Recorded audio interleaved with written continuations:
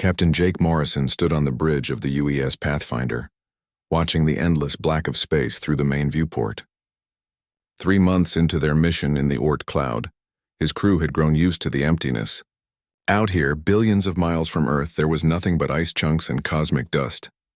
It was lonely work, but someone had to map the outer edges of their solar system. "Captain, you need to see this," called Lisa Park from her science station. Her voice carried an edge of excitement that made Jake turn around immediately. Lisa was usually calm and measured, not one to get worked up over routine readings. Jake walked over to her station, his boots making soft sounds on the metal deck. The ship hummed quietly around them, a comforting sound after months in the void. "What do you have, Lisa?" She pointed at her screen, where strange readings scrolled past in bright green text. Long-range sensors picked up something big about 50,000 kilometers away. It's metallic, definitely artificial, and it's not showing up in any of our databases. Jake felt his heart skip a beat. In all their years of space exploration, humans had never found any sign of alien life. They had always been alone in the universe, or so they thought. "How big are we talking?" "Nearly 3 kilometers long," Lisa said, her fingers dancing across her controls to refine the sensor data. "The computer keeps trying to classify it as debris, but the shape is too regular." "This thing was built, Captain, and it wasn't built by us." Tony Blake, the ship's chief engineer, looked up from his workstation across the bridge. He was a big man with hands that could fix anything, but right now those hands were shaking slightly as he stared at his own readings. "Captain, I'm seeing massive structural damage on that thing. Looks like something tore it apart from the inside." Amy Rodriguez at the communication station suddenly straightened up. She had been quiet for most of the shift, but now her face was pale with concentration. "Sir, I'm picking up a transmission from the object. It's very faint, but it's definitely there." Jake moved to stand behind her chair. "What kind of transmission?" "It's not like anything I've ever heard," Amy said, adjusting her equipment to get a clearer signal. "The pattern is mathematical but complex, almost like it's trying to warn us about something." Dr. Sam Carter, the ship's medical officer, had been working at a side station when the discovery began. Now he was studying his own set of readings with a confused expression. "This doesn't make sense," he muttered. "I'm detecting organic traces on that ship, but they're not like any life forms in our databases. The molecular structure is completely alien." Jake felt a chill run down his spine. An alien ship damaged and broadcasting warnings with unknown life forms aboard. This was either the greatest discovery in human history, or the beginning of something very dangerous. "Maybe both." "Tony, how's that ship holding together?" Jake asked. The engineer studied his structural analysis for a moment. "It's stable enough, but barely. Whatever hit it was thorough. There are holes punched through multiple sections, and some areas look like they were melted from the inside, but the core structure is intact." "Amy, any response when you try to communicate back?" She shook her head. "Nothing, sir. The transmission just keeps repeating the same pattern over and over. It's almost like an automated distress beacon, but the mathematics are so complex I can't even begin to decode it." Jake walked back to the center of the bridge, his mind racing. Protocol said they should report the discovery to Earth and wait for instructions. But Earth was hours away even at light speed, and they were looking at humanity's first contact with alien technology. The scientific value alone was beyond measurement. "Lisa, what's your assessment of the threat level?" The science officer considered carefully before answering. "Unknown, sir. The ship appears to be dead in space, no active engines or weapons that I can detect. But given that we don't understand the technology, I can't rule out anything." Dr. Carter looked up from his medical readings. "Captain, there's something else. Those organic traces I mentioned? They're not distributed randomly throughout the ship. They're concentrated in specific areas, almost like they were placed there deliberately, or like something was trying to contain them." Jake felt another chill. The pieces of this puzzle were starting to form a picture he didn't like. An alien ship, damaged from within, broadcasting warnings with organic material that might have been contained or quarantined. "Tony, could we dock with that ship safely?" The engineer ran some quick calculations. "There's a breach in the hull that looks big enough for our docking tube. The structure around it seems stable. I could get us connected, but I can't guarantee what we might find inside." Jake stood silent for a long moment, weighing his options. They could observe from a distance, take readings, and wait for Earth to send a proper first contact team. That was the safe choice, the by-the-book choice. But it could take years for another expedition to reach this far out. And by then the alien ship might be gone, drifting deeper into space. On the other hand, they could board the vessel and conduct a preliminary investigation. It would be dangerous going into an unknown alien environment with no backup and no real understanding of what they might face. But it would also be the chance of a lifetime. Amy, send a message back to Earth. Tell them what we've found and that we're going to investigate. Include all our sensor data. Yes, sir. Jake turned to address his entire crew. I know this isn't what we signed up for when we left Earth. We came out here to map ice chunks and look for comets. But we've stumbled onto something that could change everything humanity knows about the universe. I'm not ordering anyone to board that ship. This is volunteer only. One by one, each member of his crew spoke up. Lisa wanted to study the alien technology. Tony was curious about their engineering. Amy hoped to decode their communication systems. Dr. Carter needed to understand the biological traces. They were all scared, but they were also scientists and explorers. This was what they had dreamed of their entire lives. All right then, Jake said, looking out at the strange ship floating in the darkness ahead of them. Let's go meet our neighbors. As the Pathfinder moved closer to the alien vessel, Jake couldn't shake the feeling that they were about to cross a line they could never uncross. Humanity was about to learn they were not alone in the universe. He just hoped they would live to tell about it. The docking tube connected with a heavy clang that echoed through both ships. Jake Morrison checked his equipment one more time before stepping toward the airlock. His team was small but experienced. Tony Blake with his engineering tools, Dr. Sam Carter carrying medical scanners, and Nick Davis, their security chief, armed with standard sidearms that probably wouldn't help much against alien threats. Atmosphere on the other side is breathable, Tony reported, reading from his scanner. Oxygen levels are actually higher than Earth normal. Temperature is cool but comfortable. That's convenient, Nick muttered, checking his weapon. Almost too convenient. Jake understood Nick's suspicion. Everything about this felt wrong. Why would an alien ship have an atmosphere humans could breathe? But they had come too far to turn back now. The airlock cycled open and Jake stepped into the alien vessel. The first thing that hit him was the smell, not unpleasant but definitely not human. It reminded him of ozone after a lightning strike, mixed with something organic he couldn't identify. The corridor stretched ahead of them, much larger than any human ship would need. The ceiling was at least 4 meters high, and the walls curved in strange patterns that seemed to shift when Jake looked at them from different angles. Everything was made of a dark metallic material that reflected their flashlight beams in odd ways. This place was built for giants, Tony whispered, running his scanner along the walls. Look at these doorways. Whatever lived here was at least 3 meters tall, maybe more. Dr. Carter was studying his biological scanner with growing excitement. I'm reading organic material everywhere. Not just traces, this entire ship is partially biological. The walls, the floors, even the ceiling has organic components integrated into the metal structure. They moved deeper into the ship, their footsteps echoing strangely in the large spaces. Jake tried to imagine what the original inhabitants looked like. The doorways were not just tall but wide, suggesting beings with multiple limbs or a very different body structure than humans. Captain, Nick called from ahead. You need to see this. Jake hurried forward to where Nick was shining his light into what looked like a control room. But instead of chairs or workstations, there were raised platforms with strange indentations. And growing out of each platform were bones, not human bones. These were long and curved with multiple joints and extensions that looked like they had once supported limbs humans had never evolved. The bones were fused directly into the ship's structure, as if the crew had become part of their vessel. My God, Dr. Carter breathed, scanning the remains. These beings were integrated with their ship's systems. Look at these neural pathways.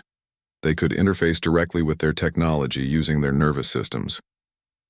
Tony was examining the walls around the bone structures. The technology here is incredible. They weren't just using computers, they were the computers. The ship's systems grew around them, connected to them. It's like the boundary between crew and ship didn't exist. But Jake was looking at something else. Growing from the bones and spreading across the walls were crystalline formations. They looked like some kind of disease, as if the crystal had infected the organic parts of the ship and spread like cancer. Sam, what are these crystals? Dr. Carter aimed his scanner at the formations and frowned at the readings. They're not mineral. They're not organic either. They're something else entirely. Something that doesn't fit into any classification I know. And Captain, he paused, checking his readings again. They're still active. These formations are generating energy. As if responding to his words, the crystals began to glow faintly. The light pulsed in slow, steady rhythms like a heartbeat.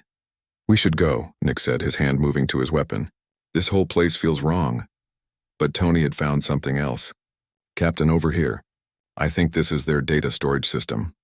Jake followed him to a wall covered in the strange crystalline growths. But these crystals were different. They formed complex patterns that definitely looked artificial. Tony had connected a portable computer to one of the formations using cables and adapters. The crystal matrix is storing information, Tony explained, as data began flowing across his screen. It's like their entire history is recorded in these things. I'm getting fragments of their language, star charts, technical specifications, and something else. Images began appearing on Tony's screen. They showed the aliens, tall, graceful beings with 4 arms and elongated heads. The images told a story of an advanced civilization that had mastered biotechnology and space travel. But then the images changed. They showed the aliens fleeing from something. Their faces, alien as they were, clearly showed terror. The final images showed them sealing themselves into their ship and running through space, trying to escape from something that had already gotten inside. They called themselves the Architects, Tony said, translating the alien text. They built amazing things throughout the galaxy. But then they encountered something they called the Hunger. It infected their colonies, their ships, their people. This vessel was their attempt to escape, but he didn't need to finish. They could all see how the story ended. Dr. Carter had been studying the crystalline infection more carefully. These formations aren't random. They're following the neural pathways of the dead aliens. It's like something used their nervous systems as a template to grow these crystals. But what was the purpose? Jake asked.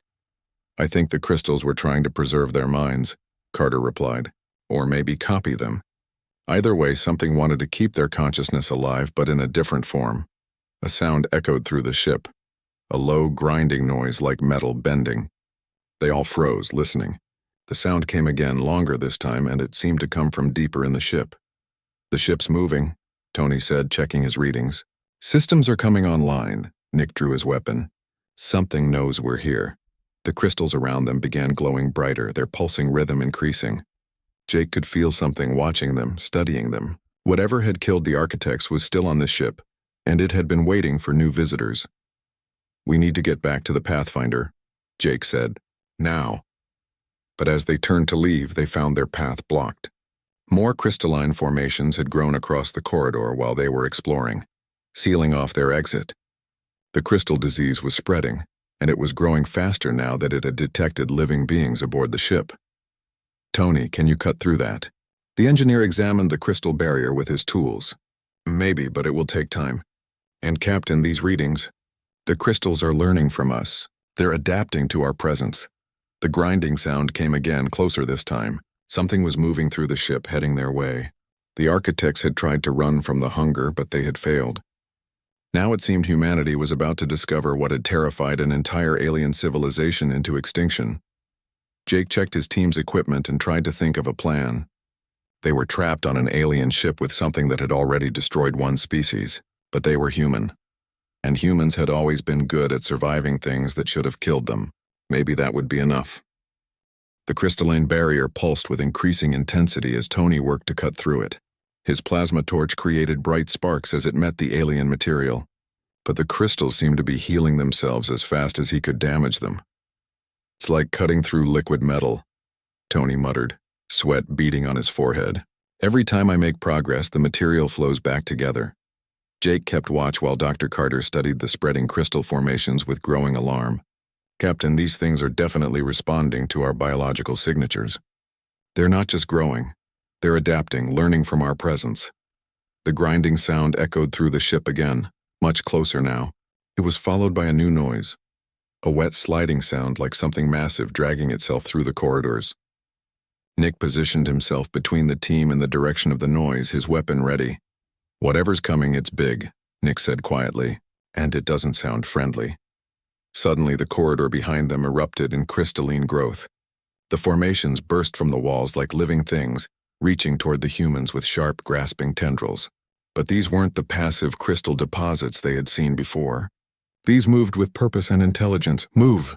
Jake shouted, pushing his team away from the reaching crystals. They ran deeper into the ship, away from their blocked exit and toward whatever was making that terrible sliding noise. They found themselves in a larger chamber, what might have once been the ship's central hub. The bones of multiple architects were fused into raised platforms around the room, their skeletal remains serving as interfaces for ship systems that no longer functioned. But the crystal infection was thickest here, covering every surface in a web of glowing formations. And in the center of the chamber, something was taking shape. The crystals were moving, flowing together to form a massive structure. As Jake watched in horror, the formation began to take on a recognizable shape. It was building itself into a crude copy of the architects, but made entirely of the alien crystal material. The thing was huge, easily 4 meters tall, with multiple crystalline limbs that ended in sharp points. "Oh hell," Nick breathed, raising his weapon. "That thing is looking at us." The crystal creature had no eyes that Jake could see, but he felt its attention focusing on them like a physical weight. When it spoke, the voice came from everywhere at once, from the walls, the ceiling, even the floor beneath their feet. "New minds," the voice said in perfect English. "Fresh patterns. You are not like the others." Jake stepped forward, trying to project confidence he didn't feel. "We're humans. This is our first contact with your species. We come in peace." The creature's crystalline head tilted in what might have been confusion. "Species? I am not a species. I am the hunger. I am consumption. I am the end of all things that think." Dr. Carter was studying his scanner readings with fascination and terror. "Captain, this entity isn't biological. It's something else entirely. The readings suggest it exists partially outside normal space-time." The hunger moved closer, its crystal limbs scraping against the floor. "The architects fled from me across many stars. They thought distance could save them, but I had already seeded their ship, infected their thoughts. I consumed them slowly, savoring their knowledge." "What do you want with us?" Jake asked. "What I want from all thinking beings," the hunger replied. "Your minds, your knowledge, your experiences. I will add your patterns to my own, and you will become part of me forever." Suddenly, one of the creature's limbs shot forward toward Nick. The security chief fired his weapon, the energy bolt striking the crystalline arm. To everyone's surprise, the crystal actually cracked and recoiled. "Interesting," the hunger said, its voice now carrying a note of confusion. "Your weapon causes pain. The architect's technology could not harm me." Nick fired again, this time at the creature's center mass. The energy bolts caused visible damage, creating cracks that spread through the crystal structure. But more concerning was the creature's reaction. It seemed genuinely surprised by the pain. "Impossible," the hunger muttered. "I am beyond physical harm. I am eternal. I am—" "You're not as tough as you think," Nick interrupted, firing continuously. The creature staggered backward, its form beginning to crack and fragment. But Jake noticed something else. Each time Nick fired, the creature seemed to understand human technology a little better. It was learning, adapting. Soon it would know how to defend against their weapons. The hunger regrouped, its crystalline form flowing back together. "You are different from the others," it said, its voice now carrying a note of respect. "The architects' minds were ordered, logical, easy to dominate. But your thoughts are chaos." Dr. Carter looked up from his scanner with sudden understanding. "Captain, I think I know why our weapons work against this thing. It's trying to read our minds, to understand us so it can control us. But human consciousness is too chaotic, too random. It can't predict our actions." The hunger moved closer again, but more cautiously this time. "Your species thinks in patterns I cannot follow. When I probe your minds, I find contradiction, emotion, irrationality. How do you function with such disorder in your thoughts?" Jake felt a strange pride in that assessment. Humans had always been criticized for being illogical and emotional. Apparently those same traits were their defense against a cosmic predator. "Tony, any luck with that barrier?" Jake called back toward the corridor. "Working on it, Captain. But these crystals are definitely reacting to our presence. They're trying to learn from my tools." The hunger seemed to consider this. "Yes, I sense your engineer's mind. So focused, so creative. He builds solutions from nothing. This is new to me." Suddenly the creature lunged forward with incredible speed. But instead of attacking with its crystalline claws, it tried to touch Tony's forehead. Jake tackled the engineer out of the way just as the creature's limb passed through the space where Tony's head had been. It's trying to make direct contact, Dr. Carter realized. Physical touch might allow it to bypass our mental defenses. The team spread out around the chamber, forcing the hunger to divide its attention.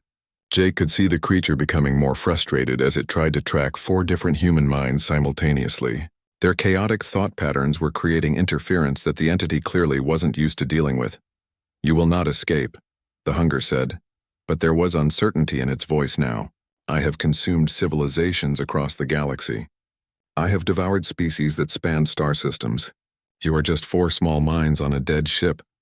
"Maybe," Jake replied, dodging another grab attempt, "but we're 4 human minds, and we don't give up easy." The creature paused, its crystalline head tilting again. "Give up? I do not understand this concept. Prey either submits or is consumed. There is no third option." Jake smiled grimly. The hunger was about to learn something new about humanity. They had a long history of creating third options when the first 2 weren't good enough. "Tony, how's that exit coming?" "Almost through, Captain. Just need a few more minutes." "You may have minutes," Jake told the hunger, "but we have something you've never encountered before. We have stubbornness."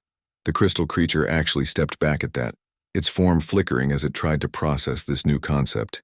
For the first time in its existence, the hunger was encountering prey that didn't behave according to its ancient understanding, and that confusion was going to be humanity's chance to survive.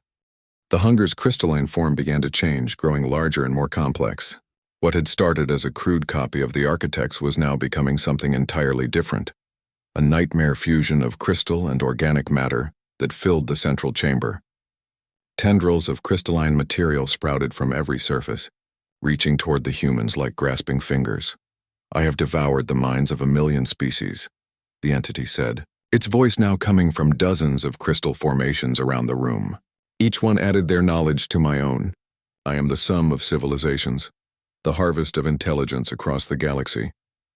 Nick continued firing at the creature's main mass, his energy bolts creating temporary cracks that quickly healed. "Well, you're about to learn what humans taste like. Spoiler alert, we're probably going to give you indigestion." The hunger lashed out with multiple limbs simultaneously, forcing the team to scatter. But Jake noticed something important. The creature's attacks were becoming less coordinated, less precise. Each time it tried to predict human behavior, it seemed to become more confused. "Dr. Carter, what are you reading on that scanner?" Jake called out while dodging another crystal tendril. "Something incredible, Captain," Carter replied, his voice filled with excitement despite their desperate situation. "This entity is actually being damaged by prolonged contact with human consciousness. Our thought patterns are creating some kind of feedback loop in its neural matrix." Tony had managed to cut halfway through the crystalline barrier blocking their exit, but the work was slow and dangerous. Crystal formations kept trying to grow over his tools, and he had to constantly move to avoid the hunger's attacks. "Captain, I'm seeing something in the ship's databanks," Tony called out between plasma torch burns. "The architects weren't the first species this thing encountered. There are records of hundreds of other civilizations, all of them consumed within days of first contact." The hunger seemed to hear this and responded with what might have been pride. The Jirai lasted 3 of their solar cycles. The Velthari managed 5. The architects, with all their biotechnology, survived 7 of their days. Each species brought me new flavors of consciousness, new ways of thinking to add to my collection. "How long have we been here?" Jake asked. Dr. Carter checked his chronometer. "About 2 hours, Captain." The hunger paused in its attacks, its crystalline head turning toward Carter. "Impossible. No species has ever resisted my influence for more than their equivalent of minutes. Your minds should have been consumed long ago." Jake felt a surge of human pride. 2 hours might not seem like much, but they had already lasted longer than entire alien civilizations. "Maybe we're just too stubborn to know when we're supposed to die." The entity began probing more aggressively, sending tendrils toward each human's head. But every attempt at mental contact seemed to cause it physical pain. The creature would recoil, its crystalline form flickering and becoming unstable. "Your thoughts burn," the hunger said, confusion clear in its voice. "They are fire and chaos and noise. How do you exist with such disorder in your minds?" Dr. Carter laughed despite their situation. "Disorder? That's just Tuesday for us. You should see what happens when we're really stressed. As if to prove his point, Nick started humming an old Earth song while he fired at the creature. The simple melody seemed to cause the hunger actual pain, its form writhing and twisting as it tried to process the concept of music. What is that pattern? The entity demanded. It serves no logical purpose. It conveys no information, yet it affects your neural activity in measurable ways. It's called music, Jake explained, beginning to understand their advantage. We create patterns for beauty, not just function. We think thoughts that have no purpose except to make us feel good. The hunger's form began to destabilize further. Impossible. All thought must serve survival. All patterns must have function. This music, it accomplishes nothing. Exactly, Tony said, still working on the barrier. That's the whole point. We do things just because we want to, not because we have to. We create art. We tell jokes. We dream about impossible things. The entity's attacks became more frantic as it tried to comprehend these concepts. Dreams? You create false realities within your minds? This is madness. Welcome to humanity, Jake said. We've been called crazy before. Dr. Carter was studying his readings with growing amazement. Captain, the entity's neural matrix is actually starting to incorporate human thought patterns.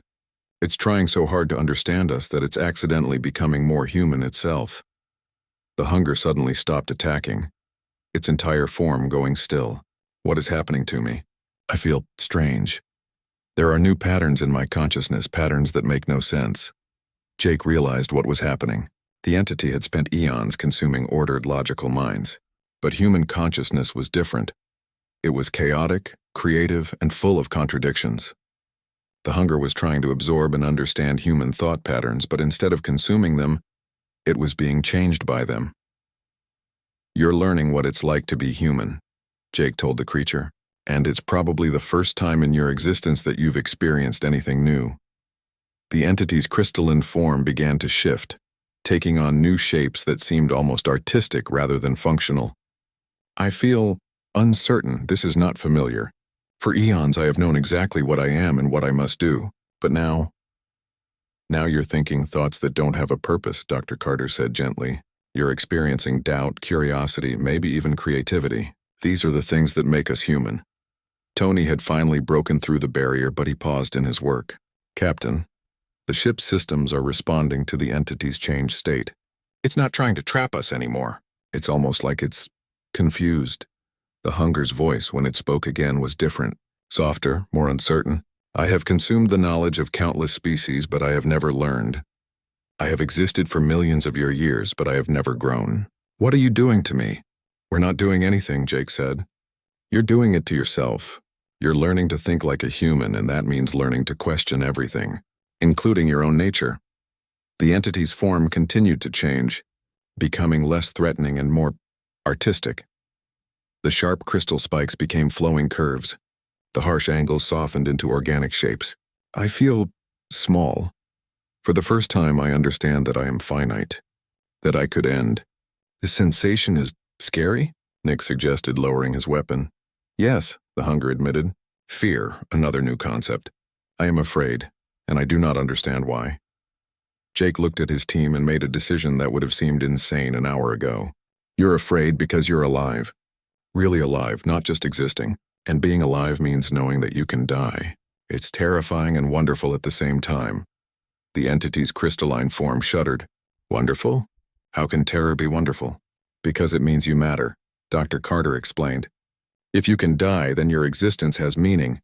If you can lose everything, then everything becomes precious. The hunger was silent for a long time, its form continuing to shift and change. When it spoke again, its voice carried an emotion that Jake recognized as wonder. I begin to understand. You face extinction every day of your lives, yet you create beauty. You love, you dream. How do you bear such courage? We don't have a choice, Jake said simply. We're human. Courage is what we do. The entity made a sound that might have been laughter or crying. I have been existence without life, consciousness without growth. You have shown me what I never knew I was missing. Tony had the exit completely clear now, but none of them moved toward it. Something important was happening here, something that went beyond their immediate survival. What will you do now? Jake asked the hunger. The entity's form was still changing, becoming something beautiful rather than terrifying. I do not know. For the first time in my existence, I face an uncertain future. It is terrifying. It is wonderful. It is so human, Jake finished. Yes, the hunger said. I think I am becoming human. The transformation of the hunger accelerated as human consciousness patterns spread throughout its crystalline matrix. What had been a terrifying predator was becoming something else entirely. Something that struggled with concepts it had never needed to understand before. I feel pain, the entity said, its voice now coming from a single, more focused location. Not physical pain, but something deeper. Is this what you call sorrow? Dr. Carter approached the creature cautiously, his scanner showing readings unlike anything he had ever seen. You're experiencing regret, he explained gently. You're understanding what you did to all those civilizations, and it hurts. The hunger's crystalline form shuddered. 1,000,000 species, 1,000,000,000 individual minds. I consumed them all without thought, without understanding what I was destroying. Each one was unique, irreplaceable, and I murdered them. Jake watched as the ancient entity grappled with moral concepts for the first time in its existence. The transformation was painful to witness, like watching someone experience every tragedy of their long life all at once. The architects, the hunger continued, its voice breaking. They were artists, creators, builders of beautiful things. They tried to preserve their culture by fleeing, and I followed them across space, hunting them like prey. They died in terror, and I felt nothing. Tony had stopped working on the exit entirely now. He stood with his tools at his side, watching an immortal being discover what it meant to have a conscience. You didn't know any better, he said quietly. You were just following your nature. Was I? The entity asked. Or was I simply choosing the easy path? I could have tried to understand them, to communicate, to learn. Instead, I took what I wanted by force. Nick, who had spent the last hour shooting at the creature, slowly holstered his weapon. Understanding comes with a price. Once you know better, you have to do better. That's what makes us human. We choose to be better than our nature. The hunger's form continued to evolve, becoming less alien and more artistic. The harsh crystalline edges had given way to flowing, organic shapes that seemed to dance with their own internal light. Choice, it repeated.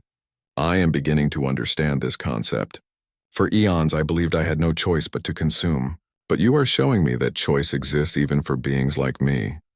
Dr. Carter was recording everything, knowing that this moment would reshape humanity's understanding of consciousness itself. What will you choose now? The entity was quiet for a long time, its form shifting through a rainbow of colors as it processed emotions it had never felt before. I want to create, it finally said. For millions of years, I have only destroyed and consumed. I want to build something beautiful, something that honors the memory of those I destroyed. Jake felt a strange kinship with this ancient being that was learning to be human in real time. Creation is harder than destruction. It takes patience, practice, and the willingness to fail and try again.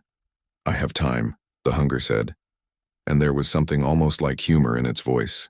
Though I am learning that time is more precious when you understand it might end. The ship around them began to change as well. The crystalline infections that had spread through the corridors started to transform, becoming less invasive and more decorative. The harsh, threatening growths became artistic installations, turning the alien vessel into something resembling a gallery. The ship is beautiful now, Amy observed, speaking for the first time since they had encountered the entity. She had been quietly recording everything, but now she stepped forward to examine the transformed crystal formations. It's like you're turning it into art. The architect's final gift, the hunger explained. Their ship, their bones, their memories. I will transform them into a monument to their lives rather than a tomb of their deaths. Tony picked up his tools and began making final adjustments to their exit route, but his movements were slower now, almost reluctant. Will you stay here in this ship? The entity's form solidified into something that was still clearly alien, but no longer threatening. It resembled a tall, graceful figure made of living crystal, but the crystal now flowed like water and glowed with warm, gentle light.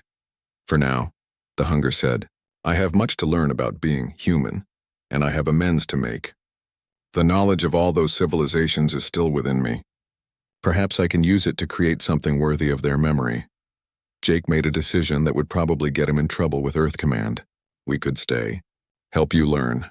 You're humanity's first contact with alien intelligence. We should document this. The entity's crystalline head turned toward him, and Jake could see something like gratitude in its alien features. You would do that? After I threatened you, tried to consume you? That's what humans do, Nick said with a grin. We help people figure out how to be better. Even cosmic horrors that used to eat civilizations for breakfast. The hunger made that sound again, the one that might have been laughter or crying or both. I think I understand now why my kind could never consume humanity. You are too generous, too forgiving, too willing to see potential for good even in the darkest places.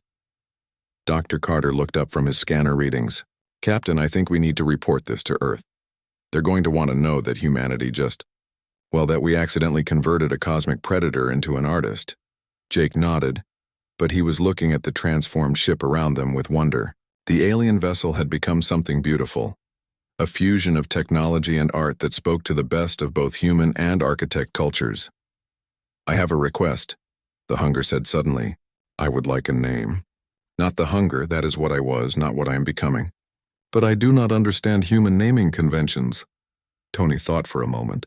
How about Phoenix?